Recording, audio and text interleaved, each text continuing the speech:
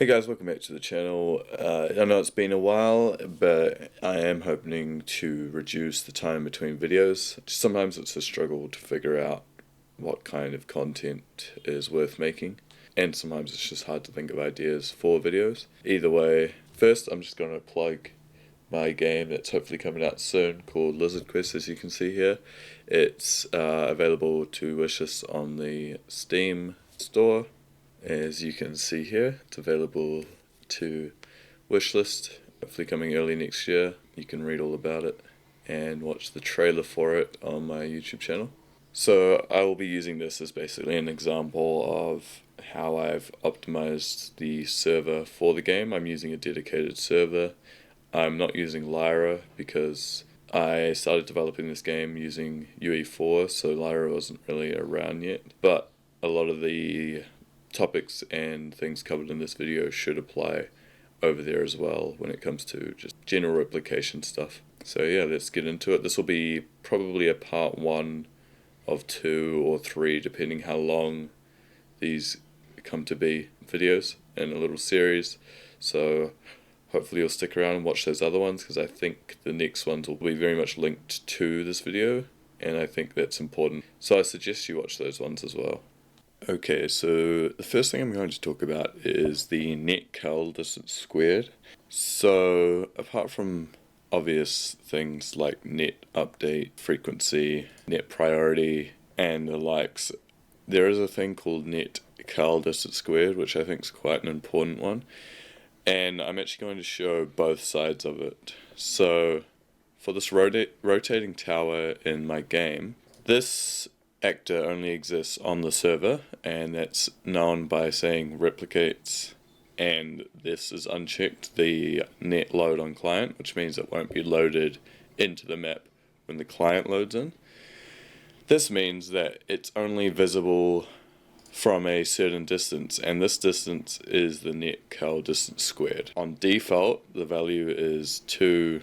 On default, the value is this, which seems like quite a high number, but when you hop into the game, after compiling, and after going net mode as a client, which means the server will start off up in the background, and we'll be playing as a client. Okay, so now I'm in the game, and you can see that from here, the rotating tower planks, which is basically the rotating tower, is invisible. And obviously from here you'd probably want to see it. So we'd have to run pretty close to be able to actually have it pop in.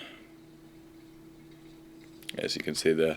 This is where you'd want to increase this value. So if we were to change this to, say, put a 10 in front of it instead.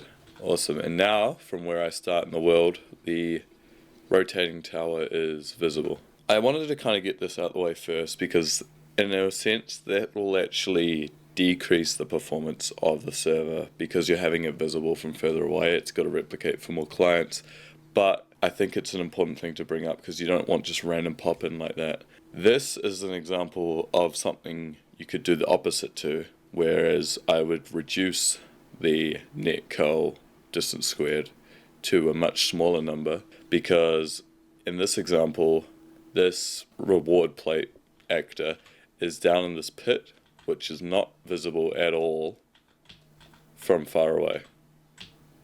This means that this could be a way smaller value for the client. So I'm going to actually basically half that and compile. And we don't even really need to show a demo of this happening because you can kind of just imagine what will happen, but this is an example of ways you can basically fix bad pop-in as well as improving performance by using net cal distance squared. To stick with the rotating tower as an example, I'm going to talk about quickly the casting to the game mode on begin play, or whenever you want to do something that only exists on the server. It may seem pretty simple, and why couldn't you just go branch and then as dedicated server, which you can do. The issue I had with this in my case is that this means it would only work in a multiplayer setting, and with my game you can either play it in a single player world or on a server, by joining a server. Using a caster game mode means it'll only work on the server and not for clients if it's multiplayer, or if it's single player, it'll still work because the main player could still cast the game mode. And this is just a quick and easy way of ensuring stuff you only want to happen persistently throughout the world will only happen once. Because before I did this, I had issues with when the player would get close to something within the net cal distance, and the begin player would kick in, and then it would offset whatever's happening on the server with the client. This basically avoids the issue because on the client this cast will fail, which means it goes nowhere, which means only on the server will it pass through, and then that means every actor, like this rotating tower, will work just seamlessly on their server as well as the single player version. So I think that's a little handy tip to bring up.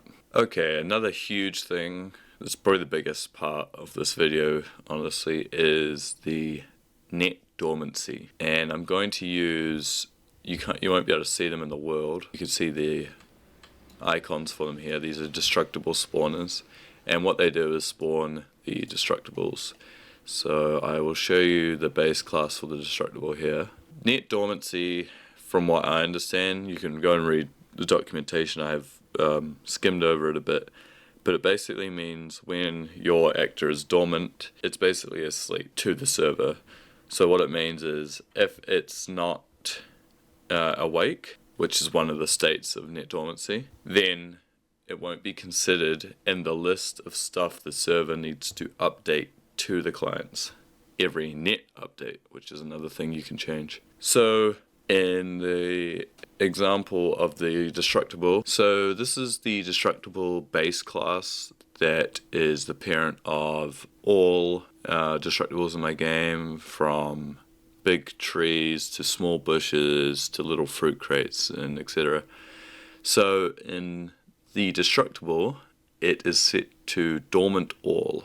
This means that when it's spawned, it is dormant, so it isn't considered in that list of stuff to update. This saves massively on server performance because these things don't need to be updated every second, because they don't change unless they're being interacted with. In my game, if we were to go destructible, you can see just how many destructible spawners there are, and in turn destructibles.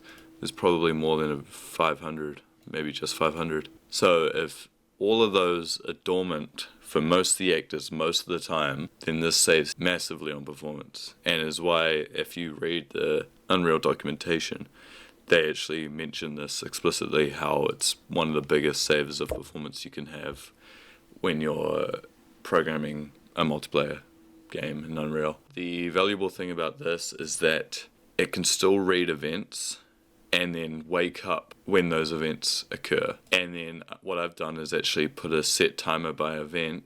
So after 5 seconds of someone hitting the destructible, the health bar will disappear, which is the widget here, and then it will go dormant again because it doesn't need any more updating after that. And I can show you this. So if we go over to this destructible over here, this little palm tree with fruit on it, and if we hit it, then we can see the health bar pop up, and then after 5 seconds it'll disappear, which is making it go dormant again. And you can see it's just a mesh with fruit on it. It doesn't change every tick, or it doesn't even do anything apart from updating when we hit it, and that will wake it up automatically, and then it just goes dormant again. So that's a huge performance gain and really easy one to implement. Okay, so the last thing I want to talk about in this part of this series, this little video, is replicator timelines versus on-tick movement, basically, that happens in your multiplayer games. So up until recently in my game, the frame rate was locked to 60, which meant anything that was on tick would just carry over and work. So that rotating tower actually used to be on tick, and it used to just add local rotation. I ran into big issues with that. The issue was when the player would uncap or change their frame rate, it would move quicker on the client than the server, which means it was a mismatch basically it would be all glitchy and the player would just not be synced up with the server. So to deal with this, I changed it to be a set relative rotation. Each cylinder was on add local rotation on tick up until recently, where I've moved it to a replicated timeline. Because what this does is lock in the movement to a time rather than a frame rate.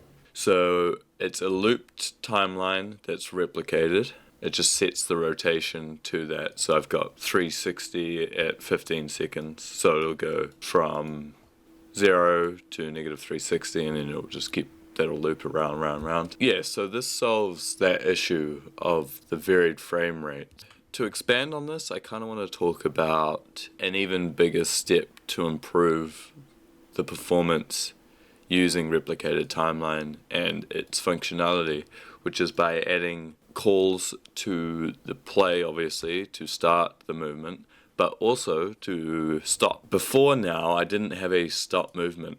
I only played it the whole time the server was running. When you take a step back and think about it, these movers, right, what they do, I'll just basically simulate what they do. They come out, they go in, and if, say, the player was all the way over here, why would that need to be moving if they're all the way over there? So what I did was implement a event that would be similar to the other one that would set on a timer, and it would trace out, I've got that as an instance variable, and check if any of the players are in the vicinity, and if they're not, it'll stop if it's moving, and if there is, it'll start if it's not moving. And what I found when measuring performance, which is basically what part 2 of this series is going to be about, is it significantly improved the performance because it was no longer moving when it didn't need to be. And I know this could, in some perspectives, break the immersion when it's only moving when you're near it, but I think it's worth the performance gains you get out of it, and I don't think it's very noticeable to people when they actually play it. And to show an example of this, I have these sphere traces visually shown. I've got a couple of these movers going along the cliffside here, and so no one's in these traces. They pop off every 1 or 2 seconds, but if we approach it and go near it, you can see it starts to move, and then the next one across starts to move too. And then when we go out of the radius, it'll stop. Yeah, like I said before, it can be a little immersion breaking, I suppose, but as I said, the performance gains are well worth it. And by having the trace event on a timer like this, on a delay randomly between 2 and 2.5, this is kind of just to offset and ensure that the movers aren't, every mover in the scene isn't triggering that event at exactly the same time, which could create hitches. And basically having it on an event rather than on tick, for example, will save performance heavily, because on tick's just not necessary for this sort of thing. Yeah, so this will wrap up this video. By the time you're watching this, the next one might be out. If not, it'll be out very soon. In that one, I will be covering how to use the net profiler and basically backing up everything I've talked about in this video with proof of how much it helps. I'll also be talking about network emulation and how that can really help simulate ping and packet loss, etc. So basically, yes, stay tuned or check that video out, and appreciate y'all for watching.